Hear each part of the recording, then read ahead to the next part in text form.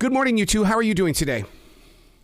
Good morning, sir. Doing great. How are you? Absolutely fantastic. We live in this age now where podcasting is now a part of our life. It's like a radio station of the 70s, 80s, and 90s where we went to it to feel good. But they're not all that way. But you're changing things and you're bringing something to those that are trapped inside their office or cars. Absolutely, because what we've decided is that, you know what? We know a lot of people that have amazing stories that have some that are very well known, some that are just everyday people, but all of them have a story to tell. And we want to tell those stories in order to give people the perspective and mindset to live a life well lived. We are on the same street on that because my mantra is share your story or someone will write it for you. I don't want someone writing my story. And really, when I listen to your podcast, it feels like you guys want to embrace that idea as well. Absolutely, because like Jake said, everyone has a story, and we dig deep on the good stuff. We don't just do surface level. And so a lot of times the successes and the happy days come from those hardships. That's the motivation that we need to get through to make it to the next level. You bring up such an interesting point there about those hardships, because I'm one of those people, and I'm a little freaky on this, is that when I have a victory in my day, I prepare my heart for the downside of the mountain. And it's like, well, dude, you can't live that lifestyle. You can't expect evil to come your direction because you had a good day. You know what, Earl? And I think that is a human condition that is given to us by society. We have these great moments, and I think that's something everyone struggles with. We have these great moments or these great days, and then we're thinking to ourselves, okay, well, when's the other shoe going to drop? When's the hammer going to drop? And I think that is 100% conditioned from the news cycle and social media and the things that we have ever present at our fingertips. And that's what we're trying to do, is give people the tools to change that perspective and change that mindset. Because whether we've been talking to 3-time Super Bowl champions, or we've been talking to world-renowned glass artists, or talking to school teachers, so on and so forth, it's all about mindset. And we don't have to, as Randy Couture says, we do not have to let the crazy roommate in our heads always win. You know, you talked about news reels and things. I can't imagine what the world is feeling today from those actions yesterday with that submarine, because we as a globe, as a generation, embraced a moment of hope. Now we've got to lift ourselves from this, because there's got to be something positive that's got to be unveiled on this. Yeah, you would hope so, because here's the thing. The way I look at it, from my brothers and sisters who don the cloth of the nation that are no longer with us, is the only way to truly honor them is to live well every day. There's not a piece of paper, there's not a plaque, there's not a medal, there's not a certificate, there's not an award that will justify that in their legacies. In order for us to be true gatekeepers to those that are no longer with us, is by living well every day. That is the only way to truly honor them. How did you guys come about when it came to creating the podcast? Because so many people say, I want to do it, but it turns into a hobby more than an outreach. Because, I mean, you guys obviously envision who your listener is. You know we're out here, and you speak with us. You don't talk at us, you speak with us. When did you realize that this was more than a hobby? So we actually hesitated in creating it just because everyone has a podcast these days, it seems. But Jake reads the news every day. I do not. I'm one that just kind of takes it on a little too strong. So I can't stomach it. And he sometimes, he'll filter what he shares with me and what he doesn't.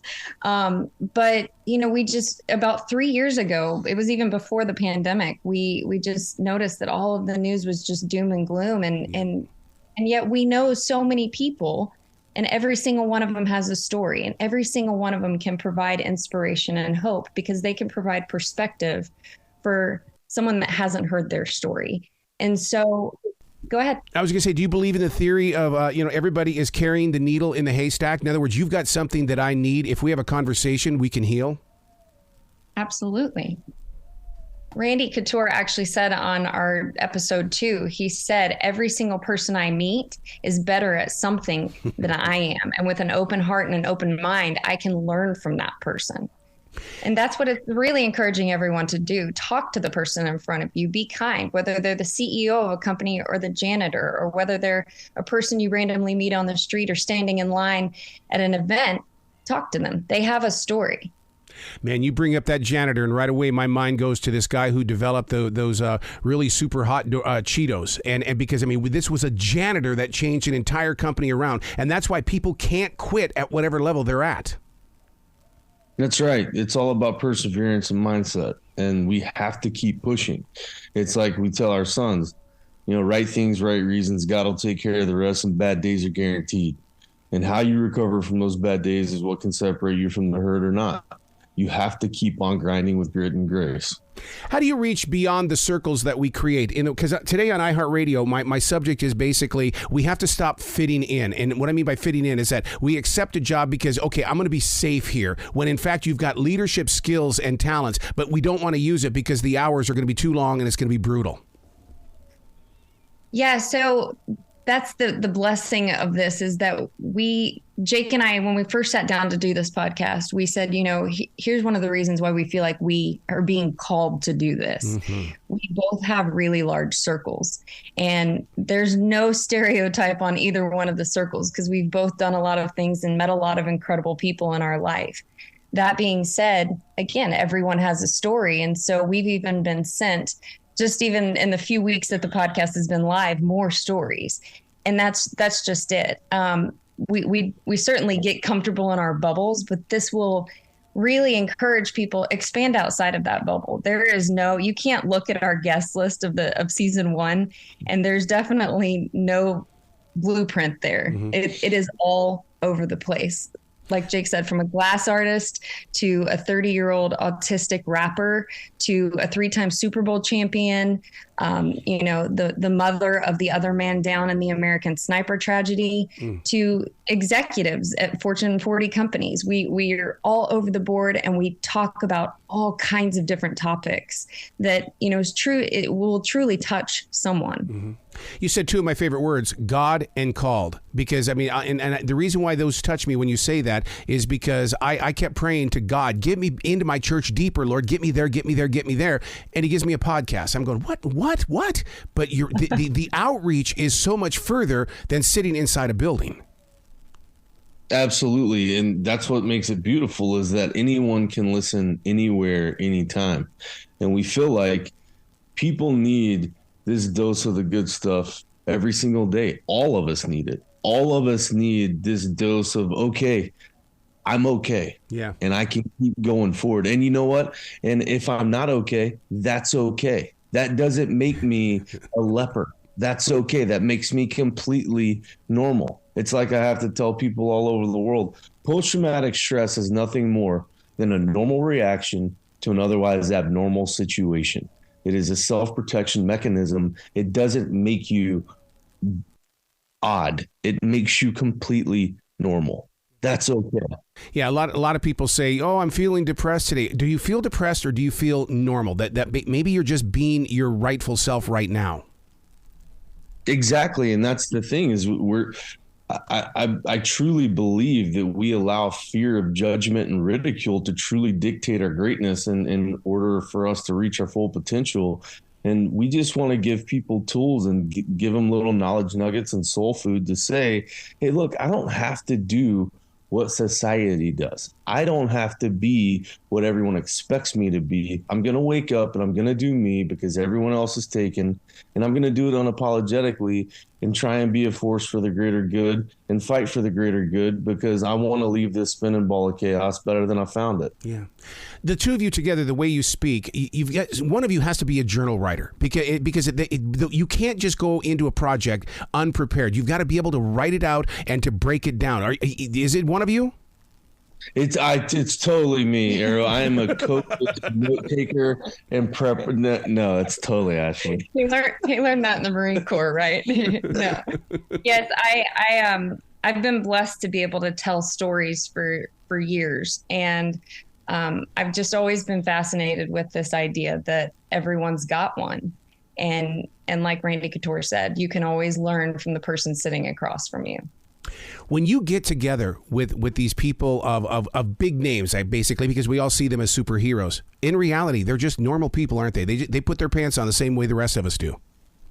And that's the whole point behind it is, look, not all of our guests are going to be world champions or going to be well-known Fortune 40 company executives. We're going to have, they are everyday people. Mm-hmm. And they don't put their pants on exactly like I do because I have but you get the point, is that everybody has experienced the peak or experienced the valley in order to get to the peak. And most of the lessons were learned in the valley. Everybody.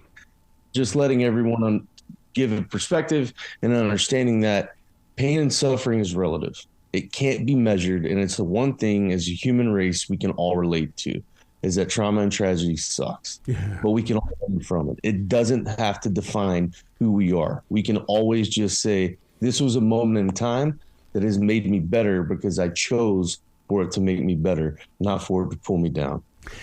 One of the things, as this is podcaster to podcaster here, I believe in the fermenting process. In other words, we do a show, we set it aside, and we allow the performer to go their direction, and here comes the inner you, the editor. Do you go through a fermenting stage as well? In other words, it doesn't go instantly up. Correct. Yes, absolutely. We have been working on this podcast for over 3 years now. As we said, that's kind of when the idea was birthed, pre-pandemic. And so we actually started recording about a year ago, and it's amazing to see.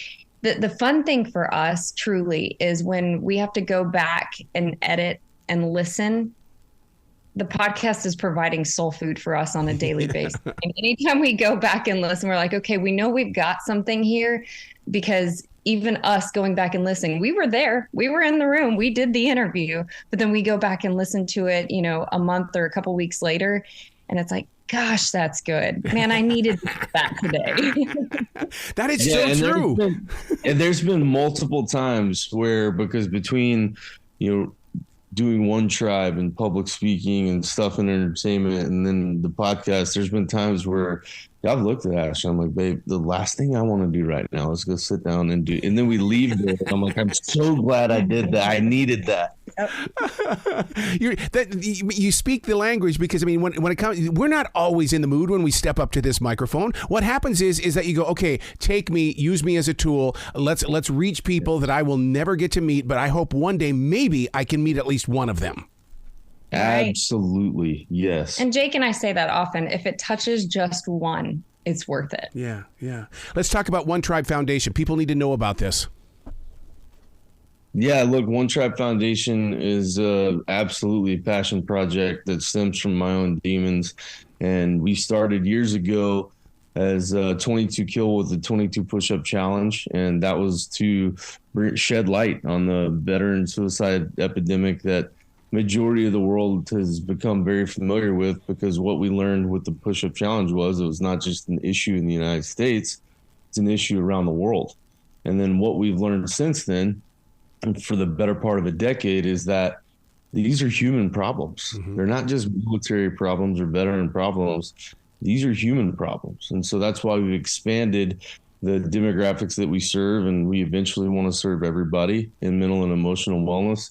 And look, what we've learned is that we all bleed red, mm-hmm. and that we all understand pain and suffering. And that's the one thing we can all lean in on and say, hey, look, I may not agree with this view or that view of you, but you bleed red just like me, and we can come to some sort of compromise and still have a relationship that's not toxic if we love ourselves and forgive ourselves first. The sky's the limit at that point. And through One Tribe, that's what that stands for, is the human tribe. Mm-hmm. We can really come together and be so much stronger as a human race than the division that we're all experiencing right now, and the doom and gloom and the negative. We don't have to be what the news cycle or society tells us. We need to wake up and do us, but we have to do it with conviction in who we are. When you walk up to somebody, or somehow fate has put you in the place of another person, and you see yourself in their actions and reactions, is there a go-to line that you use, or how do you make sure that you extend your love to them without making it sound like that? Oh, I'm going to heal you. You know what I mean by that? Because so many times we see ourselves, the pain that we've walked through, in other people, and maybe that was your moment to help change them. Yeah, I'll tell you right now, here's the way I look at it, brother, is that anytime I'm walking up to a stage, I never prepare speeches. I never do that. I want to be 100% genuine, right? And I say the same thing every time I'm walking up to a microphone, or I'm meeting someone new, or I'm going into a meeting that I know is going to get tense. God, when my mouth opens, just let it be what they need to hear from you, because I have no idea what I'm going to say. I'm just going to show up and I'm a tool. Just like you said, we are tools for the greater good. That's it. And again, right things, right reasons. God will take care of the rest. Bad days are guaranteed. And if we have that in our pocket and understand not everything's going to go according to the way we want it to go, but that's okay, because it's not about us and it's not our plan.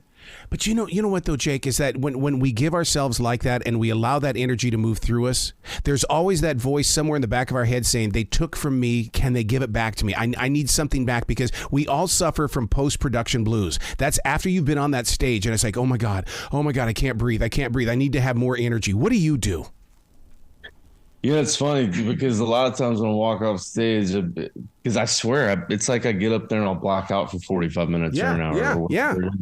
And I'll come off, and every time I look at Ash, I'm like, how was it? Because I don't, she's like, oh, like one time I was walking off the stage and I think we were in New Orleans or Vegas or somewhere where there was a big crowd. And I'm, the entire crowd was chanting USA, USA. And Jake had no idea. And I was like, he said, how was it? I was like, are you kidding me? I've got tears in my eyes. I'm like, are you joking? They're chanting USA. But that's you know what? And it's, you alluded to your, how do we recharge? How do we feed our souls? And I'm telling you, the best way for us is to really just unplug, get with our boys, get with our families, and have genuine time together, because everything's so fast paced nowadays. Everything, especially in this country, is instant gratification, which is not a real thing. And, someone somewhere somehow paid for it. Oh, and God, so true. So true. And for us to be able to spend time together, turn off the devices, because they're never ending, to be able to have good quality time as a family, as friends. And I'm one of those who just told our oldest son this yesterday, your family's who you make it. DNA doesn't mean anything. Yeah. And, we're able to really get our soul food and our recharging, not only from the show and the guests that we have on and the lessons that we learn from them, but to really sit down and have family quality time with each other and enjoy each other's company, talk about lessons we've learned that day. That's how we recharge. The listeners, you've created a product here. They're going to want to reach out somehow, some way. Have you created a website? Is there a way for them to reach into your lives as well? Because, I love it when they reach out and they go, hey, by the way, I tried this, but can I try this? What's your experiences? So do you do that, or have you taken it to that level yet? We have not gotten there quite yet, Arrow. We've got all of the social mediums up, and we've also got, because social media can be used for good, and I encourage that we all start using it for good and sharing the positivity and sharing the positive stories. And we've got an email address where listeners can reach out to us as well. Good. What do you do? You talked about how fast time is moving. I swear to God, I write about that every day, about how fast it's moving. And the only thing I can do is live in the presence of now, because I believe that we all have control of what is right now. Absolutely. And time is the most precious commodity we have. I truly believe that. If you've ever been at the bedside of someone that's about to leave this earth, you realize time is the most precious commodity that we have. And it's so important that we stop, just like Jake said, self-care. You've got to stop, and you've got to find what it is that's your therapy, whether it's meditation. We've recently gotten into Tai Chi because my mom became a Tai Chi instructor.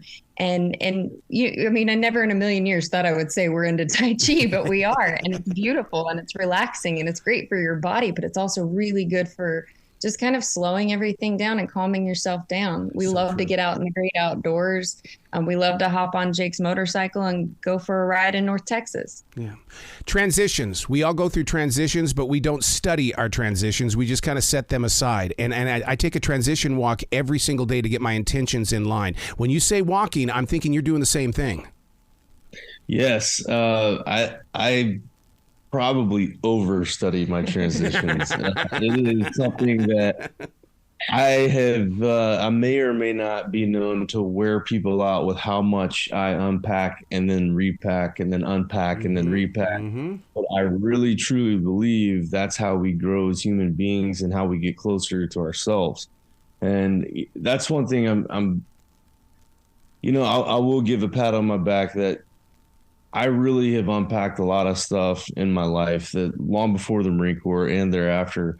But it's something that I think we have to study ourselves. We have to really, in order to truly be in tune with who we are, I think that's very important, because those of us that are able to get our conscious to truly meet and walk in tandem with our subconscious, that's when we become very powerful tools. Yes. Because we are very present in the moment, and we understand that our control stops outside of our own skin, and we're okay with that. Wow, I love where your heart is, you guys. And Jacob, first of all, thank you for serving our nation the way that you have, and you continue to serve this generation, the two of you. Well, you're worth it, brother. Thank you. You got to come back to this show anytime in the future. The door is always going to be open for you. The community of podcasting is all about love for each other. This isn't radio where we're competing against each other. We all have a purpose to serve. Absolutely. And we all have a story. So, Arrow, we're going to have to get you on ours as well. My door is always open. Fantastic. Thank you, sir. You guys be brilliant today, okay? You as well. Likewise, brother.